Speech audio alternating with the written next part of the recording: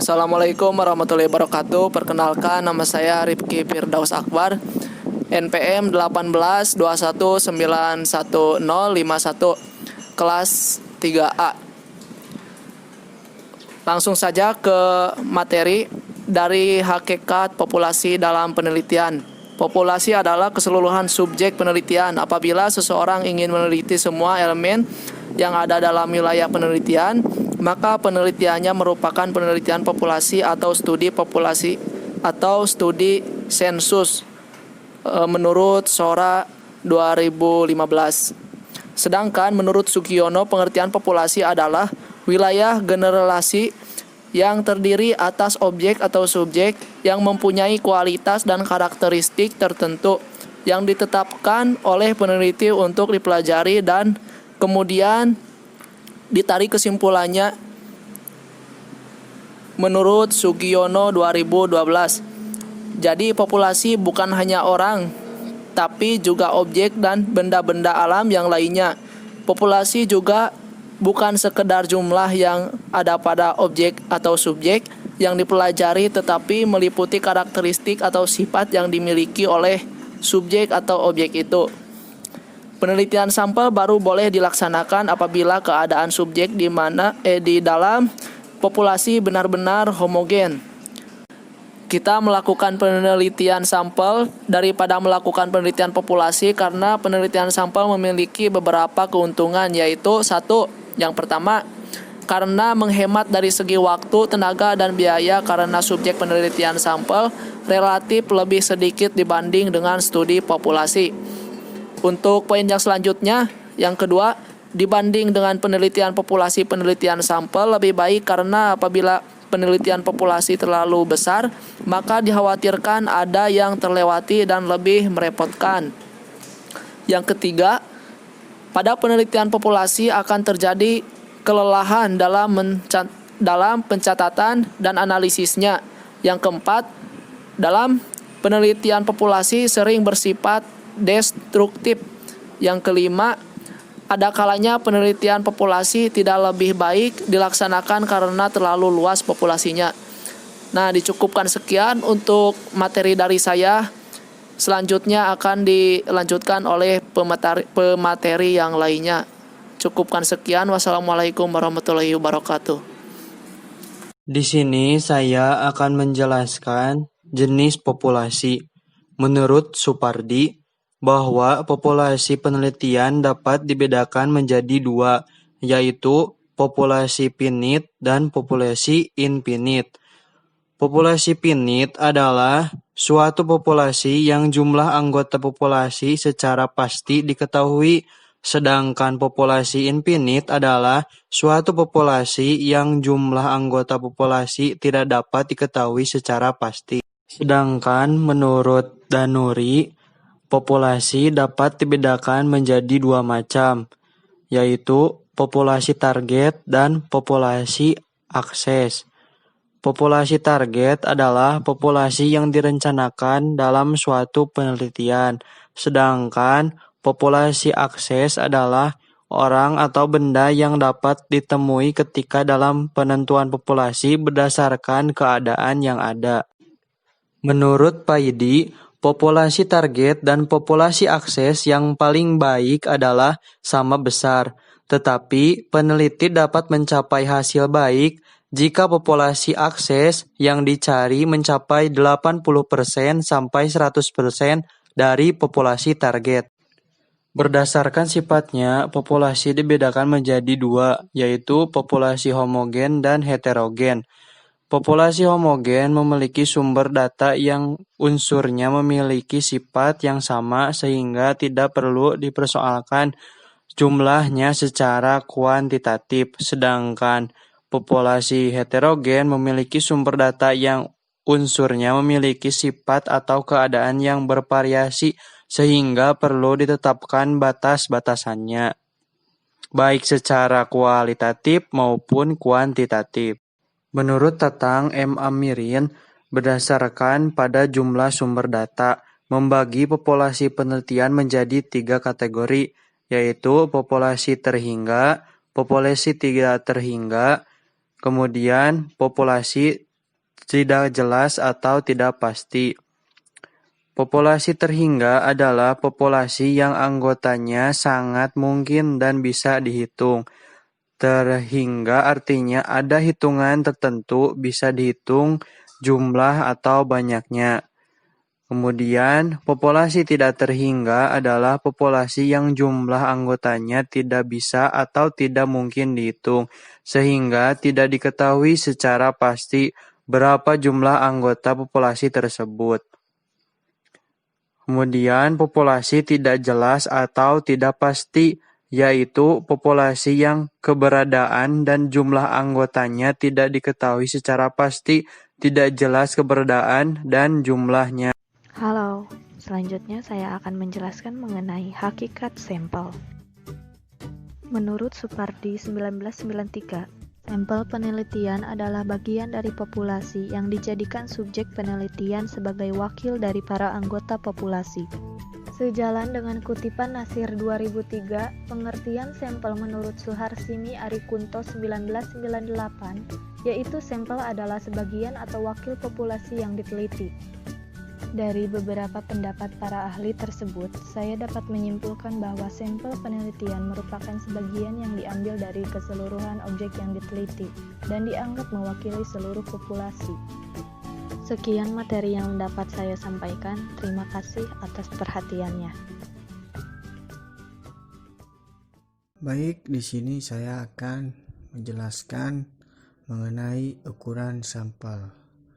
Menurut Roscoe 1982 yang dikutip oleh Sugiono memberikan saran-saran tentang ukuran sampel untuk penelitian. Yang pertama, ukuran sampel yang layak dalam penelitian adalah antara 30 sampai dengan 500. Artinya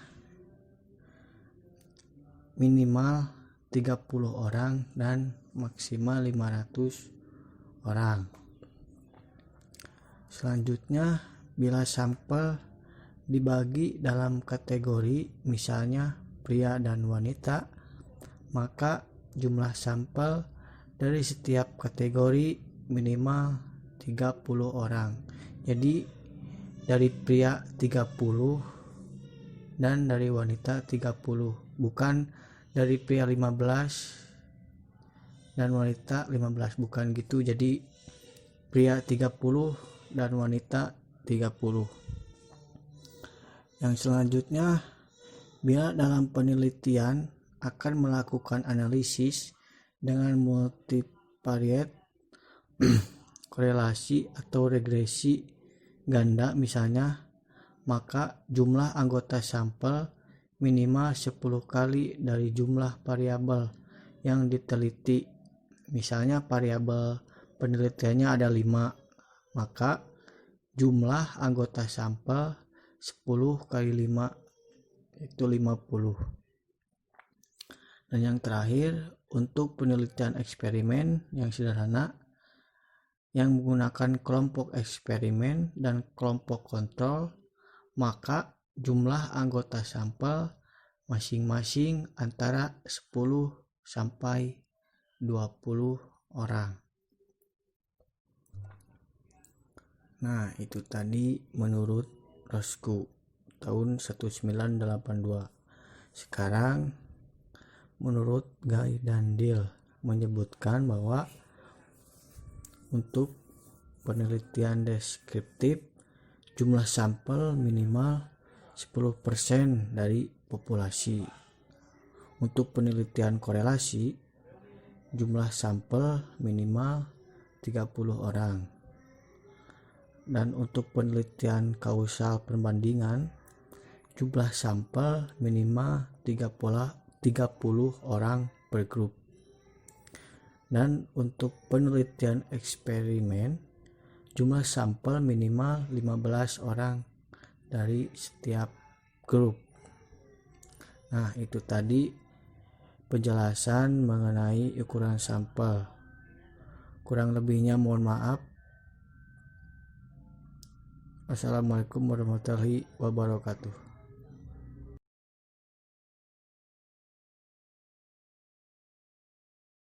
Di sini saya akan menjelaskan mengenai teknik pengambilan sampel. Metode pengambilan sampel terdiri dari dua kelas besar, yaitu probability sampling dan non-probability sampling. Probability sampling adalah metode pengambilan sampel secara random atau acak. Dengan cara pengambilan sampel ini, seluruh anggota populasi diasumsikan memiliki kesempatan yang sama untuk terpilih menjadi sampel penelitian. Metode ini terbagi menjadi beberapa jenis yang lebih spesifik. Antara lain, pengambilan sampel acak sederhana. Teknik penarikan sampel menggunakan cara ini memberikan kesempatan yang sama bagi setiap anggota populasi untuk menjadi sampel penelitian. Cara pengambilannya menggunakan nomor undian. Terdapat dua pendapat mengenai metode pengambilan sampel acak sederhana. Pendapat yang pertama menyatakan bahwa setiap nomor yang terpilih harus dikembalikan lagi sehingga setiap sampel memiliki prosentase kesempatan yang sama. Pendapat kedua menyatakan bahwa tidak diperlukan pengembalian pada pengambilan sampel menggunakan metode ini. Yang kedua, pengambilan sampel acak sistematis. Metode pengambilan acak sistematis menggunakan interval dalam memilih sampel penelitian. Misalnya, sebuah penelitian membutuhkan 10 sampel dari 100 orang. Maka jumlah kelompok intervalnya adalah 100 dibagi 10 yang sama dengan 10. Selanjutnya, responden dibagi ke dalam masing-masing kelompok lalu diambil secara acak tiap kelompok. Yang ketiga, pengambilan sampel acak berstrata. Metode pengambilan sampel acak berstrata mengambil sampel berdasar tingkatan tertentu. Misalnya, penelitian mengenai motivasi kerja pada manajer tingkat atas, manajer tingkat menengah, dan manajer tingkat bawah. Proses pengacakan diambil dari masing-masing kelompok tersebut. Yang keempat, pengambilan sampel acak berdasar area atau cluster random sampling. Cluster sampling adalah teknik sampling secara berkelompok. Pengambilan sampel jenis ini dilakukan berdasar kelompok atau area tertentu. Tujuannya antara lain adalah untuk meneliti tentang suatu hal pada bagian-bagian yang berbeda di dalam suatu instansi. Yang kelima, yang terakhir, pengambilan sampel acak bertingkat. Proses pengambilan sampel ini dilakukan secara bertingkat, baik itu bertingkat 2, 3, ataupun lebih. Terima kasih. Assalamualaikum warahmatullahi wabarakatuh. Perkenalkan, nama Iqbal Herdiansah, NPM 1821911153, kelas 3A. Saya akan menjelaskan tentang teknik pengambilan sampel. Non-probability sampling adalah teknik pengambilan sampel yang tidak memberi peluang atau kesempatan sama bagi setiap unsur atau anggota populasi untuk dipilih menjadi sampel. Teknik sampel ini meliputi sampling sistematis, sampling kuota, sampling insidental, purposive sampling, sampling jenuh, dan snowball sampling. Pengambilan sampel yang tidak didasarkan atas kemungkinan yang dapat diperhitungkan dan tidak hanya berdasarkan pada segi kepraktisannya. Yang pertama, sampling sistematis adalah teknik pengambilan sampel berdasarkan urutan dari anggota populasi yang telah diberi nomor urut. Misalnya, anggota populasi yang terdiri dari 100 orang, dari semua anggota itu diberi nomor urut, yaitu nomor 1 sampai dengan nomor 100. Pengambilan sampel dapat dilakukan dengan nomor ganjil saja, genap saja, atau kelipatan dari bilangan tertentu. Sampling kuota. Sampling kuota adalah teknik untuk menentukan sampel dari populasi yang mempunyai ciri-ciri tertentu sampai jumlah kuota yang diinginkan tercapai. Sampling insidental adalah penentuan sampel berdasarkan kebetulan, yaitu siapa saja yang secara kebetulan bertemu dengan peneliti dapat digunakan sebagai sampel bila dipandang orang yang kebetulan itu cocok sebagai sumber data. Purposive sampling adalah teknik penentuan sampel dengan pertimbangan tertentu. Misalnya, akan melakukan penelitian tentang kualitas seorang atlet bulu tangkis. Maka, sampel sumber datanya adalah orang yang ahli dalam dunia bulu tangkis atau pelatih bulu tangkis. Sampling jenuh adalah teknik penentuan sampel bila semua anggota populasi digunakan sebagai sampel. Hal ini sering dilakukan bila jumlah populasi relatif kecil, kurang dari 30 orang. Snowball sampling adalah teknik penentuan sampel yang mula-mula jumlahnya kecil, kemudian membesar. Ibaratnya bola salju yang menggelinding, kemudian lama-lama menjadi besar. Dalam penentuan sampel, pertama-tama dipilih satu orang atau dua orang. Tetapi karena dua orang ini belum merasa lengkap terhadap data yang diberikan, maka peneliti mencari orang lain yang dipandang lebih tahu dan dapat melengkapi data yang diberikan oleh dua orang.